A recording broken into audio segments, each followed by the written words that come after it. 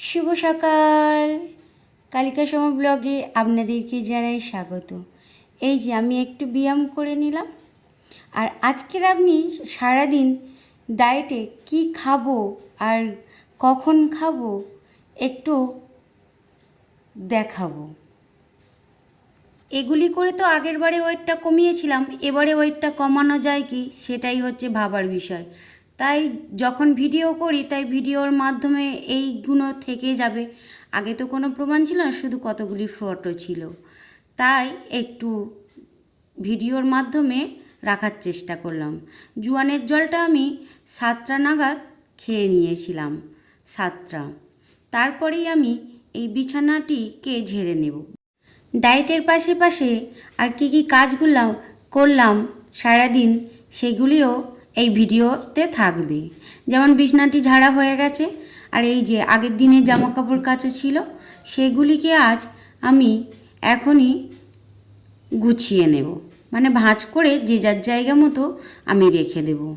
আর আজকের একটু ভিডিওর সামনে আসার সাহস করলাম, মানে ক্যাব আমি তো সবসময় ভয়েস ওভার দিই, আজও দিব, কিন্তু সামনাসামনি কিছু বলে উঠতে পারি না। আর এই যে এইটাকে একটু পরিষ্কার করে নেবো, রান্না পূজার সময় পরিষ্কার করলাম, আবারও ধুলো পড়ে গেছে। অনেকেই বলে থাকে যে বাড়ির পাশে গাড়ি টাড়ি যায় চলাচল করে বলে ধুলো হয়, কিন্তু আমাদের তো গ্রামে বাড়ি, অথচ একটাও গাড়ির শব্দ নেই, তবুও আমার ঘরে ধুলো এমনভাবেই পড়তে থাকে। আসল কথা কি বলুন তো, আমাদের গ্রামে তো উনানে রান্না হয় প্রতিটা বাড়ি। গ্যাস থাকলে কি হবে, প্রতিটা বাড়ি গ্যাস আছে, কিন্তু তার সত্ত্বেও আমাদের গ্রামে যেহেতু অনেক কাঠখড় সকলের বাড়ি বাড়ি প্রায় আছে, তাই তারা উনানেই রান্না করে। গ্যাসে হয়তো টুকিটাকি করে চাটা, যাই হোক, তাই মনে হয় ধুলোটা পড়তে থাকে, আমার যতদূর ধারণা।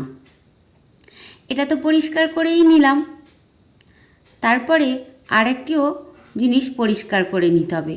আরেকটি তাগও খুবই ধুলো পড়ে গেছে, সেটাকেও, এটা পরিষ্কার হয়ে গেলে সেটাকেও পরিষ্কার করে নেব এই সঙ্গে।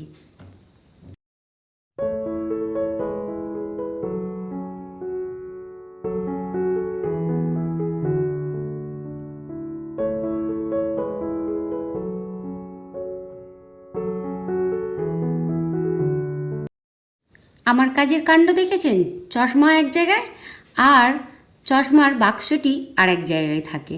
কাজের মধ্যে আমি ভুলেই যাই বক্সের মধ্যে রাখতে, আর এই বক্সটা মোটেই খুলতে পারছিলাম না। ভেবেছিলাম ফোনটা রেখে দু হাত দিয়ে হয়তো আমাকে জোর লাগিয়ে খুলতে হবে, তারপর দেখলাম না, ওটি আবার খুলে গেছে। এই যে এই কথাটাই বলছিলাম, এই পেতেনটাকেই পরিষ্কার করে নেব আজ। আর এই দেখুন আমার বড় ছেলে কি কাণ্ড করেছে, এই যে গোটা গোটা ধুনো রেখে দিয়েছে এখানে। আমি একটু কর্পূর রেখেছিলাম, এই যে কর্পূরের খামটা, কর্পূরটা তো উড়ে গেছে, অনেক দিন হয়ে গেছে।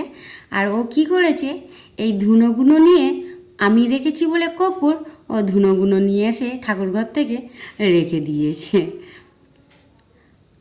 আর এইগুলো একটু তাড়াতাড়ি পরিষ্কার করে নিয়ে আর অন্য কাজও আছে। আর এই দেখুন কত রোগা ছিলাম, এটা বিয়ের ফটো, আর এটা আমার হাজব্যান্ড, আমি আমার বড় ছেলে, তখন কত রোগা ছিলাম। আর এটা আমার রাধা গোবিন্দ, রাধা কৃষ্ণ আছে, এই অল্প করেই ছোট্ট কিছু দিয়ে সাজিয়ে রেখেছিলাম। আর বিয়ের আগে কত রোগা ছিলাম, আমার বড় ছেলে যখন হয় তখন আমার মাত্র 36 কেজি ওয়েট। আর এটি আমার দাদু, আমার দাদু আর আমাদের মাঝে নেই, মারা গিয়েছে, কিন্তু আমার দাদুকে আমি কখনোই ভুলব না, কারণ আমার বাবা মারা গিয়েছে তখন আমি মাত্র 1.5 বছর বয়স। তখন থেকেই আমার দাদু আমাকে মানুষ করেছে। বাবার কথা যতটা মনে আছে, আমার দাদুর কথা বেশি মনে পড়ে। এখনও পর্যন্ত দাদুর, মানে কোনো কিছুতেই যদি দাদুর কথা মনে পড়ে আমার চোখে জল এসে যায়।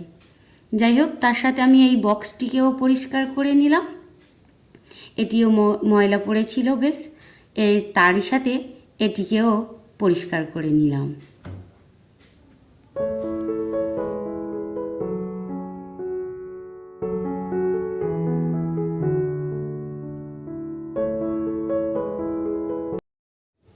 পরিষ্কার তো আমার হয়ে গেছে।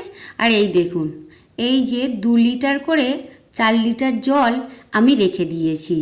এইটা আমি সারাদিন খেয়ে নেবো, কিন্তু আমার রাতেও জল কম পড়েছিল, মানে ও দুটো শেষ হয়ে গিয়েইও কিন্তু আমি আরও জল খেয়ে নিয়েছিলাম। আজকের আপনাদের বললাম না সারাদিন কি খাবো আর কখন খাবো, সেইগুলো দেখাবো। আর ওই দেখুন, ওই জোয়ানের জলটা খাওয়ার পর আমি দুধ আর কর্নফ্লেক্স নিয়ে নিয়েছিলাম। এটা তার 1 ঘন্টা 1.5 ঘন্টা পরে, মানে কিছু কাজ সেরে এসে এটিকে আমি খেয়ে নিই। দেখি আমার দিকে তাকাও।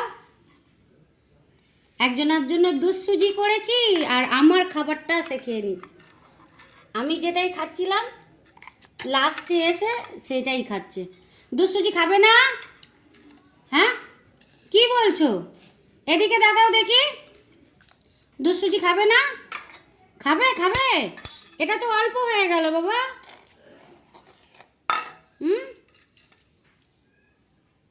কি বলতে যাচ্ছ? এটা অল্প হয়নি মা, এটা বেশি হয়ে যাচ্ছে অল্প। বেশি কি করে হয়? আমি তো হাফ খেয়ে নিয়েছি সব। আর সুজিটা এবার কি হবে? ওটা কি বিকালে খাওয়া হবে? এখন তাহলে এই টোকা খেয়ে তোমার পেট ভরবে কেন? ওটা বিকেলে খাবো। ওটা বিকালে খাবে?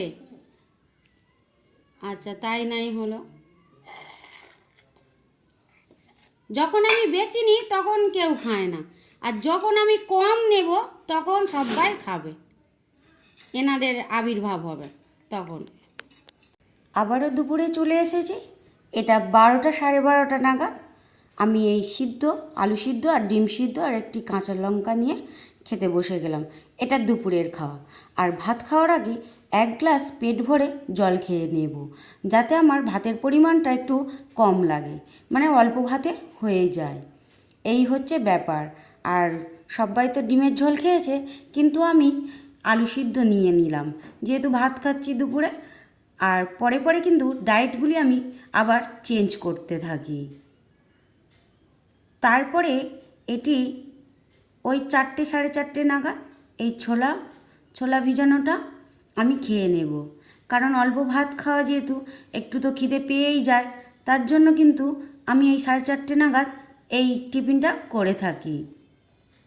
তারপর চলে এলাম রাত্রিরে। কত অল্প তেলে দেখুন এই চিকেনটা আজ রান্না করব। এই অল্প তেলেও চিকেন রান্না করা যায়, সেটাই আজকে আমি করলাম। আর রাত্রে কিন্তু আমি আর ভাত খাবো না, যেহেতু মাংস আছে তাই রুটি করে নেব এর সাথে। আর মাংসটা ওই অল্প তেলেই কিন্তু আমি করেছি, এর ওপরে কিন্তু বেশি তেল দিইনি। পেঁয়াজটা অল্পই ভেজেছি, কারণ বেশি ভাজতে গেলে আরেকটু তেলের পরিমাণ হতো আর চুঙে চুঙে যেত, তাই মাংসর সাথে ওটিকে কষে নেব। আর এই দেখুন কতটা তেল ছেড়ে দিয়েছে, আর চিকেন থেকে যে জলটা বেরিয়ে আসে বা পেঁয়াজ কষলে যে জলটা বার হবে, সেটাইতে কিন্তু খুব সুন্দর একটা কালার এনে দেবে। আর এই যে আমি আমার একার মতো, ওরা তো সবাই ভাত খাবে, আমি একা রুটি খাবো, তাই নিয়ে নিলাম। আর এটি হলো আমার রাত্রিরের খাবার। একটি রুটি, 2 পিস চিকেন, একটু আলু নিয়েছি একটা, আর টক দই সাথে ছিল। এই হলো আমার রাতের খাবার। এইগুলি আমি সমস্ত খেয়ে নিলাম সারাদিনে এটাই হলো আমার ডায়েট চার্ট। এটা হলো গরিবের ডায়েট চার্ট। আবারও পরবর্তী ভিডিওতে আপনাদের সাথে দেখা হবে।